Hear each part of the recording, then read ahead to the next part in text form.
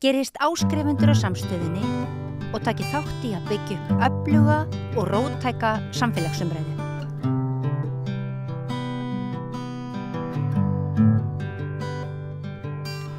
Það komið þið sæl, ég heiti Sigurjón Magnús og ég með góðan gest hjá mér. Það Hörður Torfason, ég segi alltaf söngvaskáld.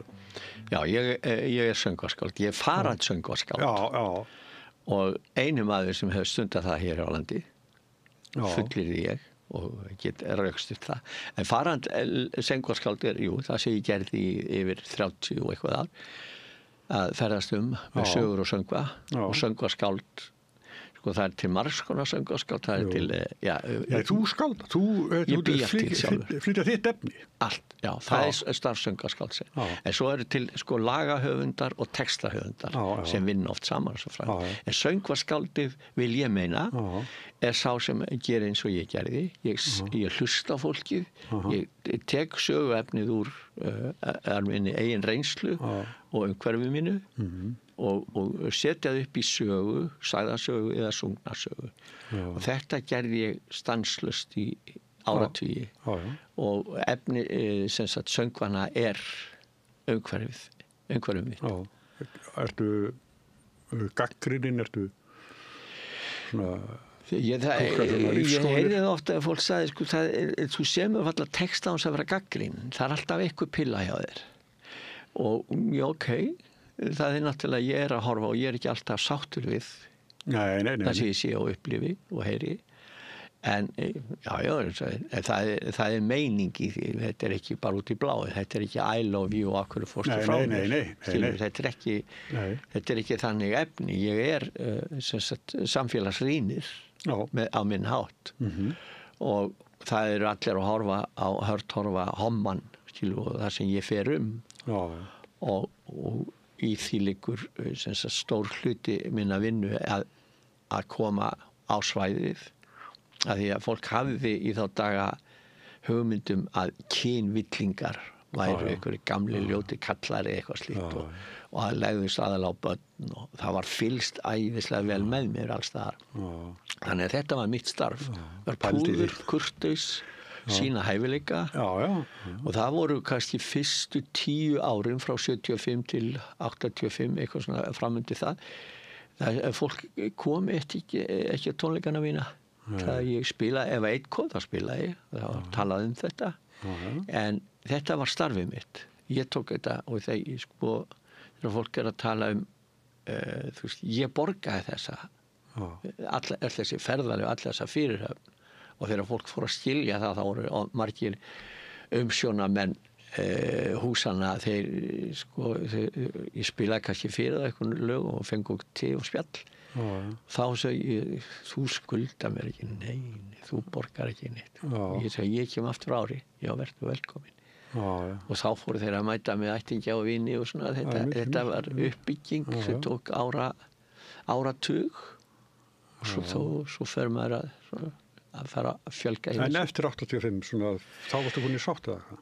Nei, þá erum við komin í miðjan alnæmis faraldurinn og þá var yfirleitt spurningi, sko, þú hlýtur ertu smittaður? Og ég segi, getu. Skaði mig ekki eftir.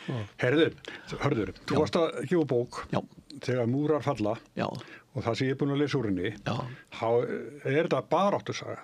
Þetta baráttusaga. Þú hefur þurft að heyja margar baráttur. Já, ég segi nú orðið áttræður og aldrei lítið tilbaka, þá segi ég sér betur ferð. Því að þetta var skemmtilegt ævistarf. Þetta var viðfangsefni, ég kem út úr þessu sem sigurvegari. Þetta ekki sorga, þetta ekki harmsaga ævi minnar. Þetta ég að segja að ósk alþjóðlegra rannsóknarnefndar, þau báðum með að skrifa þessa bók, hvernig ég hef unnið, hvenær, hvers vegna og svo framvegis. Og þetta sem sagt, í þessari bók ég að segja frá alls konar verkefni sem ég hef tekið að mér sem listamaður og leyst. Það ekki eitt einasta verkefni sem ég hef tekið að mér sem hefur ekki skilað sér 100%. En Þetta skipulagningin, hæfnin. Hefur þú ekki bæði gegnum lífið verið sko sjálfstæðins herra, þú hefur sjaldan fengið laun frá einhverjum öðrum, heldur en bara því sem þú gerir. Það sem bjargaði mér í byrjun sérstaklega og þegar fram í sóttir svona fyrstu árin, það voru áhuga leikfélögin sem ég hafði unni fyrir og þau sögðu við mér sko þegar ég var að ákveða að snúa tilbaka að í staðis að flýja land þá ákveði ég að taka það verkefni sem ég hef sinnt að koma sem manneskja og ræða við manneskjur. Það hefur þetta verk snúið. Og svona vinna að þekkingu, uppbyggingu, umræðu og já, þannig hefur það verið kjarnin í þessu öllu saman. En þú hefur aldrei verið ráðinn sem heiti getur í fasta vinnu? Nei, ég var fram til 75, þá ef þú skoðar ferilinn, ég útskrifast 1970, ég held að ég hef verið eini nemandi sem var með 2, ef ekki 3 atvinnusamninga í vasanum, ég var eftirsóttur, ég var dansari, ég var hljóðfæraleikari, ég var söngvari, ég var leikari og ég gat þetta allt saman og hafði mjög gaman að þessu, gef út fyrstu plötuna mína, 71, ég tek hana upp 70, og ég hef gríðarlega mikið að gera, ég fer inn í kvikmyndir sem eru bara algjörlega á frönskstígi og að komast inn í kvikmynd eða leika í kvikmynd, það var bara óþekkt með það sem er að gerast í dag. En allir þessi fyrir þetta var mjög bratt bara upp á við, eftirsóttur, spilandi út all land, mjög mikið að gera og þetta allt tekið frá mér. Það er lokað á mig og ég ofsóttur, ég svikinn og það farið mjög illa við mig. Og rakirtur og allt. Já, þetta allt þetta neikvæða, sko. Ég nenni ekki að dvelja mikið í því. Nei, má ég spyrja þig hérna aðeins tilbaka, varst þú í leikskólanum Sál? Nei, leiklistaskóli Sál kemur eftir Þjóðleikhússtjóra. Þjóðleikhússkólinn er lagður niður, minni mig 72. Eitthvað svolítið. Það voru mikil uppreisn í okkur sem voru með mér í leiklistaskóla og ég var í stöðum átakum við yfirmenn leiklistaskóla. Þetta er eitthvað í mér, ég læt ekki bjóða mér að niðurlæginguna. Ég skal ræða við þig, ég er ekki að stíga á þínar tær, segi bara við annað fólk. Og ok, ef okkur sinnast ræðumáli bara í vinsamt. Sko, þú byrjar í þessum baráttu þínum eða að standa fast á þínu svona í þínu persónulega lífi.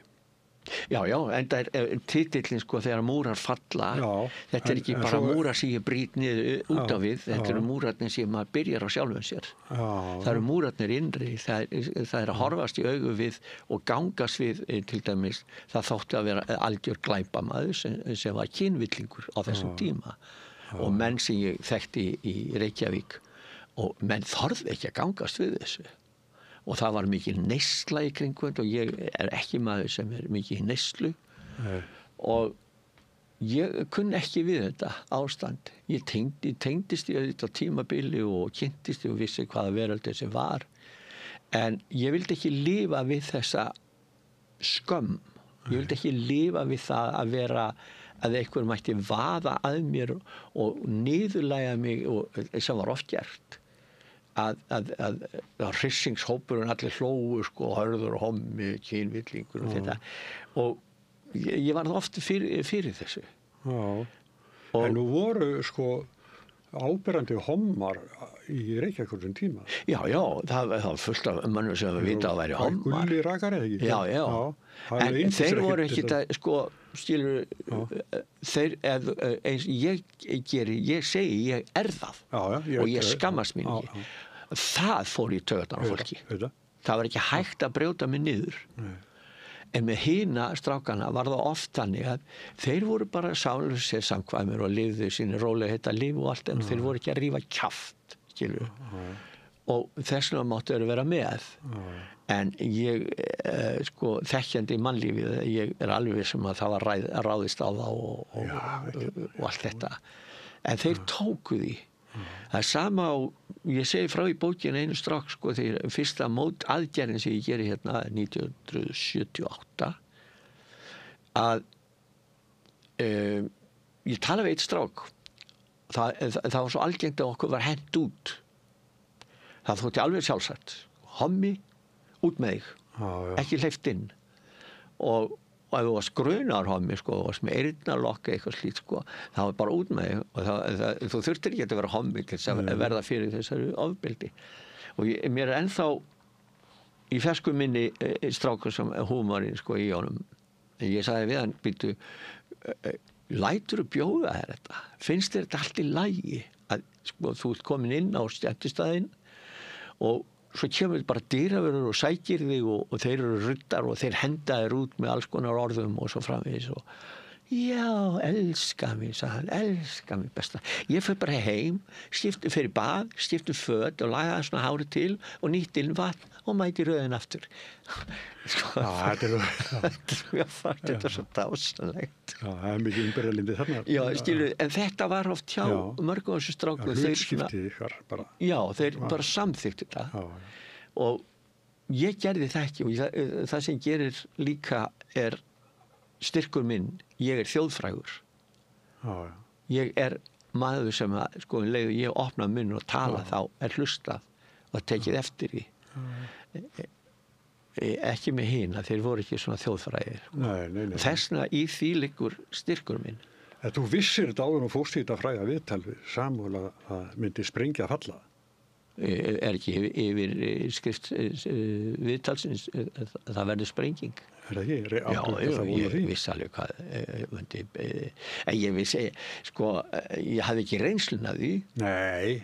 Og miðað við þess, mína reynslu þá sem var náttúrulega, ég er þarna 30 og hún var ekki miðað við það sem ég hef í dag. Ég gerði mér ekki grein fyrir hvers konar sprengi, ég held kannski einhverjir meira kjaftvorir við mig eitthvað hlera, en útilokunin, sko, og ég er búin að lifa við það alla ævi.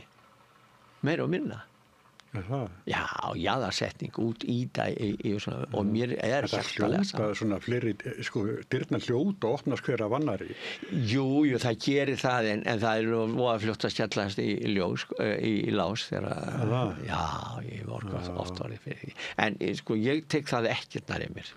Þú berði ekki með þér neitt svona, ert orðið náttúræður? Ég er orðið náttúræður, já. Nei, það er, sko, þú verður að gera... Glæsilegur áttræður maður. Já, þakka þér fyrir. Þetta er hugar ástand, sko. Þú getur valið allra að hata og vera í fílu og öfundast og vera í neikvæðinni eða ætlar að lifa lífiðin og jákvæðan hátt. Og ég tek þá ákvörðun þarna eftir þetta áfall 77 þegar ég rís upp úr eldinum bara, tek þess ákvörðun. Þetta verður mitt ævistarf sem listamaður. Sama hvað aðrir segja. Og þarna fer ég í að stofna samtökin og takast á við og ferðast með sýnileikanum landið og hæfileikanum og svona. Og þetta var, auðvitað er þetta ekki auðvelt. Það var erfitt. En ég segi nú ofta þannig, sko, að það er erfiðleikarnir eru svona verkefni sem að færi í hendurnar til að leysa. Já. Að láta það ekki brjóta sig. Já. En þú ert lánsamur ekki með, sko, foreldraðinni tóku þessu mjög vel og ekkert engin vandræði þó að... Nei. Það er, og þetta heyri ég margt annað fólk segja, sko, fólk sem vegnar vel, ég sé mitt líf, mér hefur vegnað vel í því sem ég er að gera, en þetta fólk vitnar oft í foreldra sína. Og það ég bjó opbáslega vel að því að eiga foreldrar sem sögðu við mig vertu það sem þú ert. Láttu aldrei brjóta þig niður. Sýndu þau fullan skilning? Já. Og við vorum vinir alveg til alla ævi þeirra. Bóði vinir, nánir. Já. En sko, við segja baráttusaga og fyrir því að hafa bara full mannréttindi sem hommi. bara sem manneskja, sko. Ég löngu hættur að skilgreina fólk þetta þitt, eitthvað svona, að þú átt að vera manneskja og ég segi þetta í bókinni, ég er að segja frá, þetta er frásögn, á þess að vera að kasta í hina og þess, ég er bara að við eigum öll sama rétt til lífs. Og þú getur ekki í stjóli peningaðinn eða hvað sýnt yfirgang, þú átt ekki rétt á því. Nei. Og það er þetta sem ég hef verið að fást við í söngum mínum, í framkomu minni, í allir þessari vinnu sem ég er enn að áttræður. Ég er búin að vera að þessu í bara alla ævi. Og sérstaklega frá 77 þegar ég sko hársbreytt frá að svipta sjálfa mig lífi. Já. Og ég átta mig bara stöðum. Varstu að bugast þá? Ég var bara bugað, ég var bara búinn. Ég var búinn á því. Og þá átta ég mig á þessu og það er viðsnúningurinn þegar ég gerir mig grein fyrir hvað ég ætla að gera og hvað ég var byrjaður þessa baráttu hérna upp á eigin spýtur á Íslandi og ég ákvað að snúa bara tilbaka. Þetta verður mitt viðfangsefni. Og í það fer ég. Og engum háður. En sko, orðin áttræður verður ennþá fyrir fordómum? Já, elska mig. Það Já, fjölbreytti mannlífsins eins og ég segi, þessi fegur auðvitað eru einstaklingar sem Þjóðin að vera upplýstari núna heldur hún var. Já, en það er aldrei svo að það sé 100%. Nei. Það kom að mér einstakling, ég bara mér það að bakka þess frá þau þegar þú veist aldrei hvað þeir eru með innan klæða. Og svo frussaði yfir mig og ég bara ég lappa bara frá þetta ég var engin áhrif, ég var að tala við mann daginn, hann sagði við mig þú ert með svo þykka húð. Nei, ég er ekki með þykka húð. Ég þekki alveg þjáningunni, ég þekki sársökan á bakvið það, en þetta er búið að gera svo mikið í mínu lífi að mér er hjartalega sama. Þetta lýsir mér að einstaklingnum sem þetta fremur heldur mér og þetta snerti mikið ekki til í því. Lífsverkið þetta er svo áþreifanlegt plötur og bækur og og það að vinna svona vinnu árum saman bara þegjandi, það er ekki með neinum öskrum, hávaða, steiktum nefa og fleira, það er bara að vinna út frá réttindum og byggt á réttindum. Þetta sko sem gerist þarna 70 og 78 og hérna þú ert útskúfaður. Já. En svo sko er það reyndar áhugamanna leikfélög á landsbyggðinni sem að þú færð vinnu hjá. Já. Verða leikstjóri og það mörgum leikritum og mörgum leikfélögum. Já, ég er búin að setja upp 60-70 leikrit víða landið og hérna það var vegna þess að frá byrjun þegar ég byrja þá móta ég mína stefnu sem leikstjóri. Ég vinn þvert á það er svona tíðarandinn í leikhúsunum þá, svona áhuga leikhúsunum. Þetta var mikið svona skemmti hópur, drifkraftar í hverju bæjarfélagi og ég kom með bara stífa reglur inn sem voru ekki endurtekningar á, en í stað þess þá gaf ég fólkin, ég þjálfaði það, ég gaf því alltaf fyrstu klukkutímana í fyrstu 2 vikunum bara stanslösa sviðsþjálfun og það eru margir sem fóru út í lífið sem hafa sagt þetta við mig og þakkaði fyrir, þú kendi mig grunn að koma fram og grunninn í hvernig út að tala og tjá sig, ljóðaskilningur og svo framins. Og þetta gaf ég fólkin á móti, til dæmis, það var mikið, það var alltaf hlaðborð með kaffi og köku sem kvenfélagi sáu og ég baði að hætta þessu. Ef þið vildi sjálf á bakvið þá allt í lagi, en ég fór ekki í þessi kökuboð. Ég hefði bara tútnað út og líka það að nota vinnutíma minn í að sitja og ræða kaffi og yfir kaffi og kökum, það var ekki ég. Nei. Svo ég tók af svona einbeitinguna bara og vann með fólkin og sýndi þá sannaði að ég var að vinna. Já, en það vill svo til að við þekkjum svolítið að sama fólkinu frá þessum tíma þegar þú varst í Ólafsvík. Ólafsvík, já. sem var svona minn helsti styrk veitandi í raun og veru á þessum árum. Þau sögðu þú hefur alltaf unnið vel. Það var fyrsta starfið sem þú fyrst, það var hjá þeim? Já, ég hringdi í þau þegar ég gerði mig grein fyrir að ég ætlaði að snúa tilbaka. Hefnaðist sjálfsmorðið eða sjálfsvígið. Og þá hringdi ég þau og spurði hvort þau myndi ráða mig í vinnu. Og mér vantaði, ég átti ekki krónu, mér vantaði fyrir farinu til Íslands og þau lögðu það út og það byrjaði þannig. Og þetta fólk sem að ég þekki og var í stjórnundu leikfélagsins eða voru að leika undir þinni stjórn, það fólk berðir allt mjög vel söguna. Já, þakka fyrir. Þú bara, ég held þú vitir það, sko. Já, ég veit það. Þetta voru svona ég veit það, sterk bönd á milli þar, sko. Já, ég hef tengst fólki víða land, eða gerði, tengdist og hringja annarslega margt af þessu fólki. Og ég vann mér einn gott orð og ég vandaði mig við mína vinnu. Ég var ábyrgur á allan hátt og stóð mig vel og vann vel. Ég veit þetta eðlilega og var sett upp svona ákveðna kendi fólki ákveðnar svona starfsreglur. Það þú verður sem listamaður það byggir á aga, sjálfsaga og æfingum. Það munurinn áhuga leikaranum eða áhuga fólkinu og atvinnumanninum að við erum stöðþjálfuð þannig að við förum á svið og þú sérð ekki þegar við gerum mistökin. Nei. Við fellum það bara inn í. Já. En áhuga maður frýs og allt þetta. Bara svona þessi grófa vinnu. Sko. Já. Það sko, einn af mínum bestu vinum í lífinu, hann nú fallið frá núna, Ívar Steindórsson, hann lék Frænku Tjalli hjá þér, hérna í Ólafsvík. Og þetta fólk, þegar það var að tala þetta, þá var aldrei að tala að Hörður væri hommi.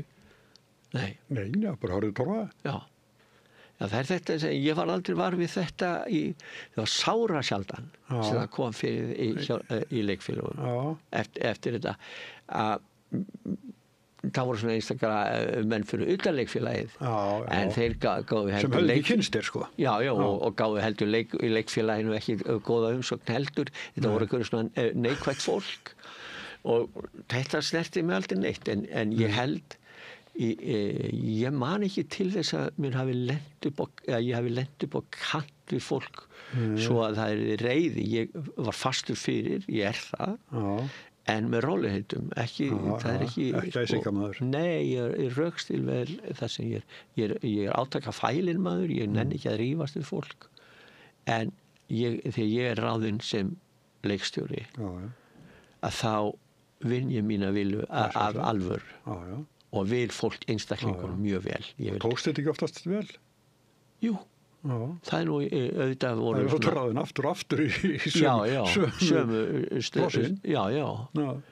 Og eignast þetta fína vinni fínt þekki ennþá. Þú sagði ráðan þá myndir mig á mömmu mína, hún sagði alltaf að ég kann ekki að rífast. Já, kann ekki og ég bara rífst ekki við neitt. Þú veist, ég sé ekki tilgangin í. Það eitthvað tilgangslausast í lífinu að rífast. Og jafnvel út af svo litlu hlutum. Sko. Já, láta þetta fara. Hvort þið fallir að gulda eða brúnt eða eitthvað. Það bara alveg gali. Sko. Ég hef þekkt hann í fólk sem bara rífist út af öllu. Já, það eru til einstaklingar sem þrífast á því að rífast. En ég ekki þeim. Nei, sem betur fer. Heyrðu, en hérna, sko, þú best ekki bara fyrir þínum eigin réttindum, þú best ekki bara fyrir, sko, að fá að vera hommi og viðurkenndur sem slíkur. Þú best fyrir miklu meiru. Sko, að vera hommi bara að vera manneskja. Já, ég veit það. Trans, vera manneskja. Ég vil ekki hljóma eins og ég sé með eitthvað, sko, viðurkennu homma bara eins og ekkert sé, sko. Bara manneskjur eru manneskjur.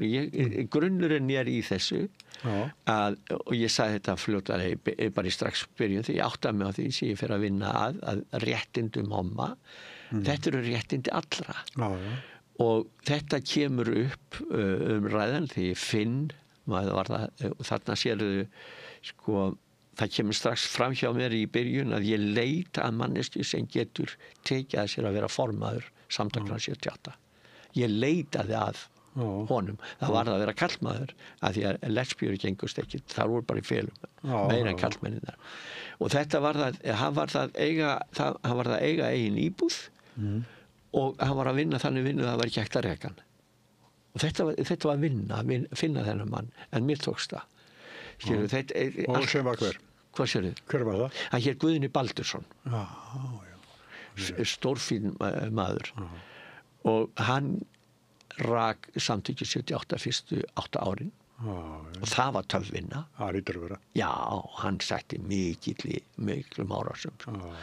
En við ræddum oft saman og það frá byrjun sko að við erum ekki bara til þess að við erum ekki að búa til klúbb til að skemmta sér. Við erum að takast á við réttind okkar sem manneskjur og við verðum að leiða hér inn, finna stjórnmálamenn sem eru sammála okkur og koma inn breytingum í lög.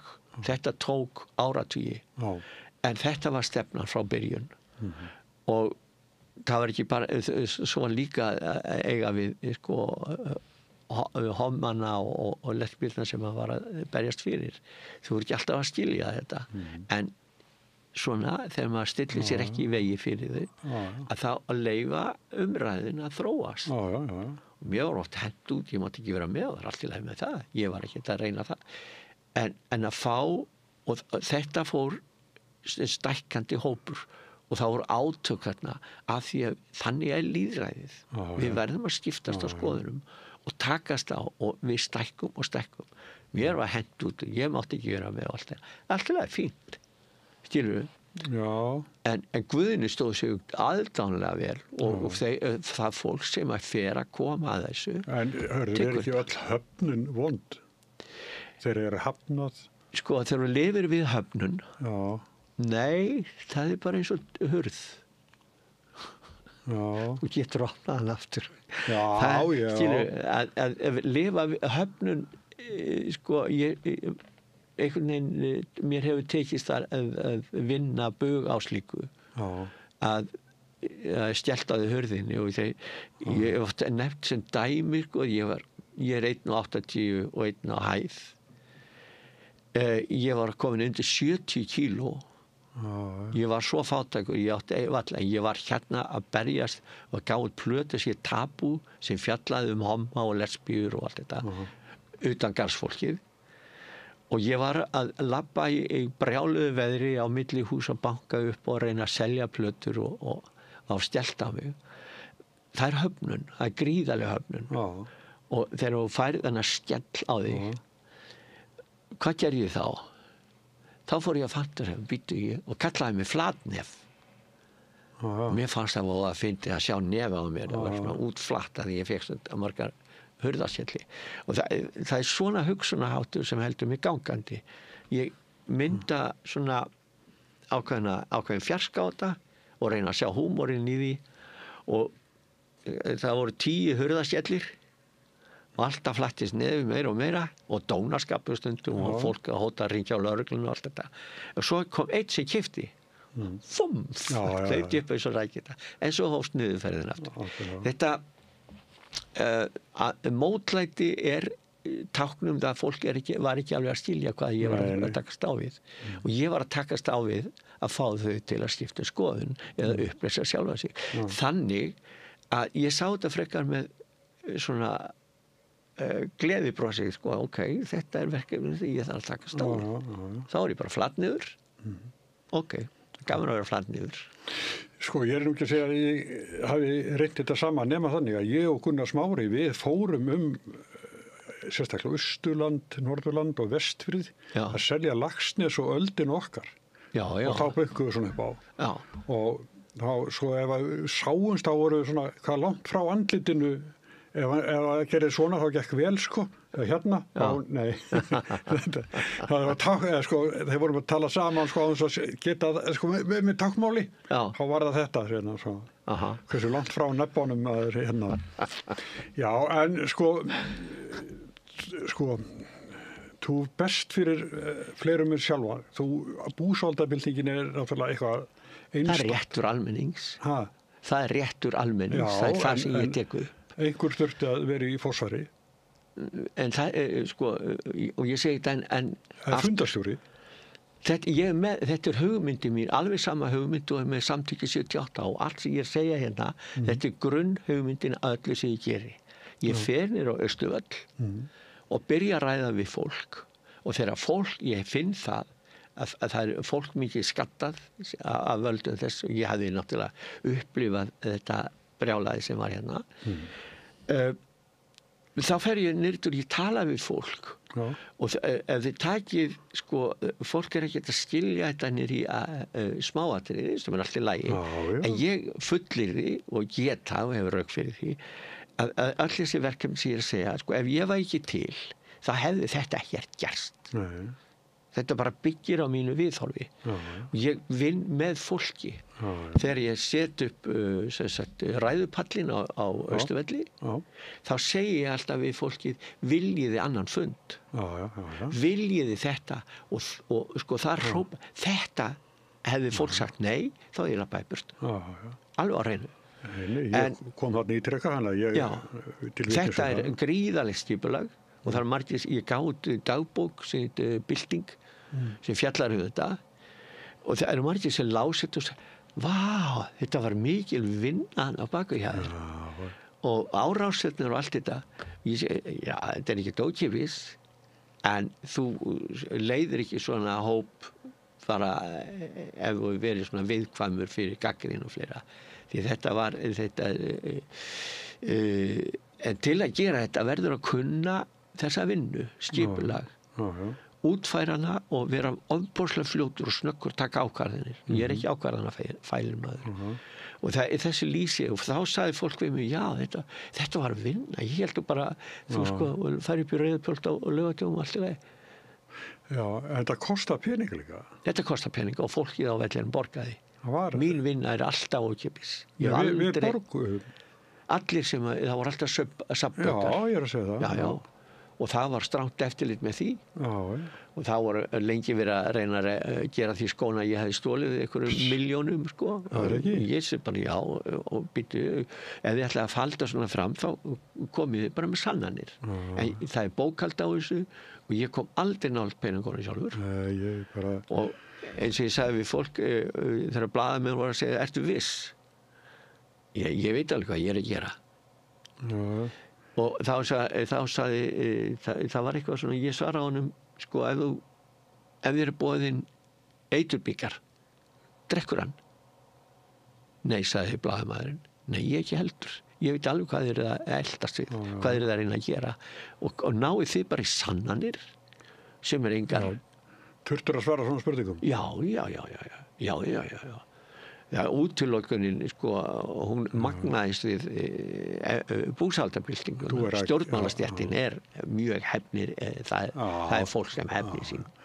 Samtryggingin þar maður. Já, ég hef oft fengið að finna fyrir því. Og þá til dæmis, og fólk bara hundruðum saman vildi ekki vita af mér, sagði ég var með svona klubb á heimasíðu og sagði sig alveg hrönnum úr því og svífti mig með alls konar orðum ég bara sagði sjálfsagt ekki var það að þú ert hommi nei að því ég stóð fyrir búsaldabyltingu og mokkablakkið var svo yfirgengilegt að menn saminuðust að fá þá fellt niður og lokað á þetta var víst ég nenni ekki að lesa svona ég man þetta núna og þetta er sko að verða fyrir svona árásum ég er pollrólegur, ég sef alveg, það er ekkert sem truflar mig, ég gríp í gítarinn bara og spila og tjáði mig, sko, það er alltaf mín vörn í lífinu, ég breyti þessum neikvæða krafti sem skellur á mig, ég breyti í bara góðan söng, ég los þetta allt saman, en þá opnuðist aðra dyr, það er eins og alltaf í lífinu, þá fór ég að fá heimboð víða að úr heiminum, að koma og ræða við fólk búsaldabyltinguna hún er heimsfræg dæmi og mjög hátt skrifuð og umfjöllunin þegar þau töluðu við mig ég hlustaði á þau bara já þá voru þau búin að skilgreina alla mína vinnu út frá ræðum sem þau haldið hingað og þangað. Og þetta fagfólk í rannsóknarfólk og háskólafólk. Taka ræðurnar mínar og viðtölin því ég var í 10 ár. Ég réttlendi stundum á Íslandi til skiptum föt og fara aftur.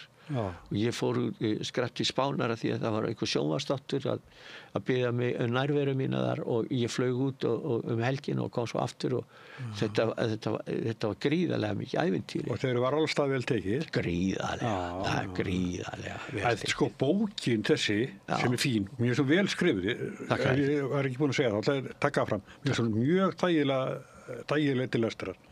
En hún sendibréf í rauninni. Já, hún ég hefði ekki gert þessa bók sjálfur. Nei. En það fellur svona sama, sko, Háskóli Íslands biður mig eintök af tónlist og svona dæmi hvernig ég hef unnið. Ég fór til funda við þá og sagði bara, vil ég ekki taka þetta bara allt. Og ég losaði bara heilu hillustæðina niður í geymslu hjá mér, gaf þeim þetta allt. En til þess þá þurfti ég að lesa þetta allt í gegn.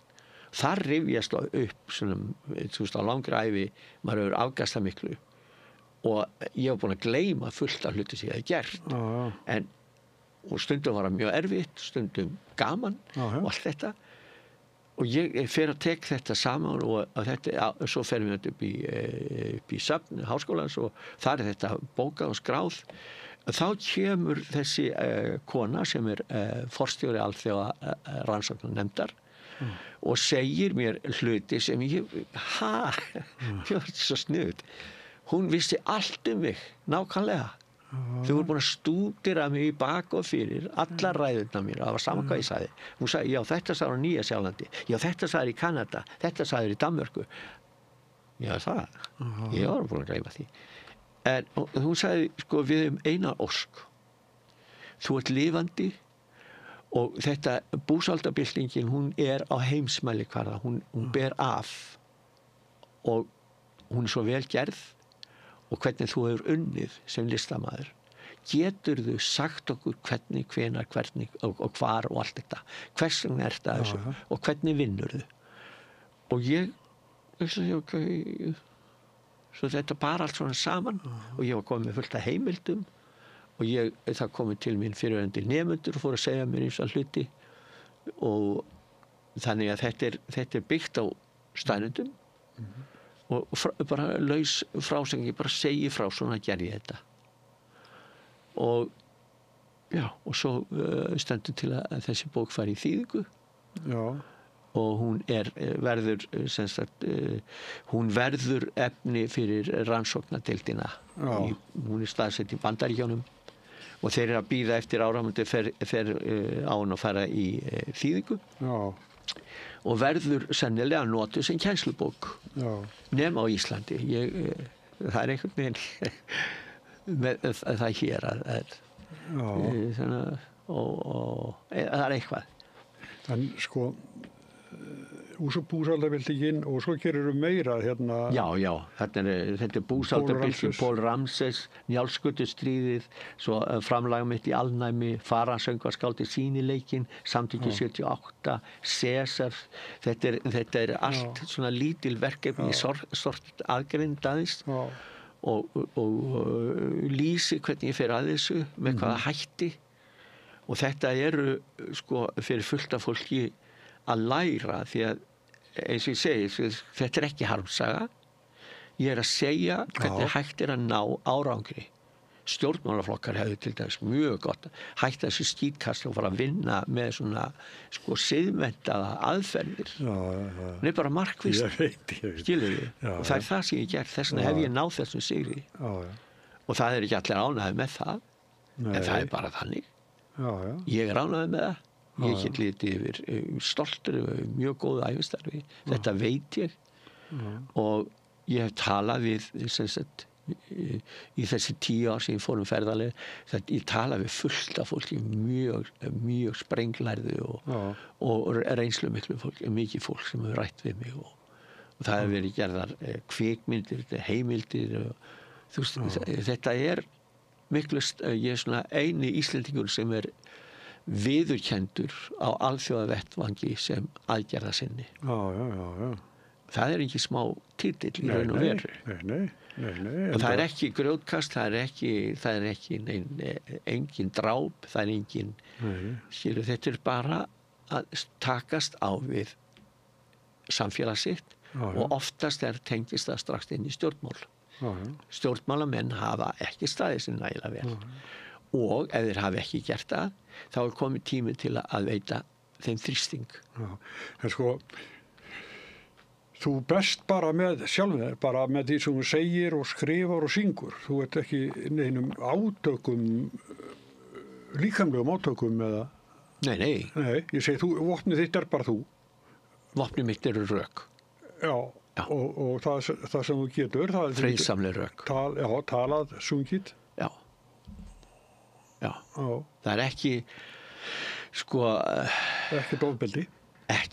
Nei, ofbeldi skilar bara ofbeldi. Það alveg sama hvernig hún ferð að því. Já. Og við erum ólík, við höfum ólíka skoðanir og svo framvegis, en kjarni lýðræðis það að tala saman. Og finna sameiginlega lausn. Það þýðir að við fyrir aðeins hægar en allt í lagi. Að leyfa líka öllum að vera með. Ekki segja hann má ekki vera með. Einmitt. Þetta þessi sortening. Og þetta náttúrulega eina leiðin fyrir mig að gera þetta var að standa einn. Standa einn. Já. Treysta ekki á neitt. En treysta samt fólk sem vildi vinna með mér. Og svona ég íti bílnum í gang og ég læta í friði. Ég ekki að fara að laupa á eftir og segja þú átt ekki að gera þetta svona. Alls ekki. Leyfa fólki að þróa hlutin áfram. Við vorum mörg sem að komum í búsaldabildingunni niður á Austurvöll. Það voru þúsundir, já. Já, og við höfum öll gott að lesa þessa bók. Já, og bildinguna líka. Hún kemur fólki mjög á ávart. Þetta kennslubók. Þetta aðferðafræði. Brjóta múrana innan með sér og reyna að vera eins heiðarlegum að getur sem manneskja. Og svo brjóta múrana sem bæði við erum að hlaða í kring þegar margir sem átta sig ekki sem ætla að búa til fullt af girðingum til að halda hinum frá þeir átta sig ekki að þeir að einangra sjálfa sig. Þess vegna leikurinn í þessu nafni þegar múrar falla. Hvað gerist þá? Það til mörg góð dæmi það. Já. En Hörður, ég þakka mikið vel fyrir að koma. Takk fyrir mig. Og Rauðaborðið heldur áfram eftir augnablik. Frjáls fjölmiðlun á í vök að verjast allstaðar, ekki bara á Íslandi. Peningavaldið og sterku hagsmunaöflin eiga greiðan aðgang að stjórnvaldi og fjölmiðlum og eiga jafnvel sína eigin fjölmiðla. Þess vegna samstöðin svo mikilvæg. Hér pláss fyrir allar raddir, málin eru krufin til mergjar og samtölin eru stór og innihaldsrík. Samstöðin mikilvægt lýðræðistæki. Ég heiti Kristín Helga Gunnarsdóttir og ég styð samstöðina. Öflugur og ódýr auglýsingamiðill 40.000 manns sjá eða heyra þætti samstöðvarinnar í hverri viku. Ef þú vilt auglýsa, sendu póst á samstöðin@samstöðin.is.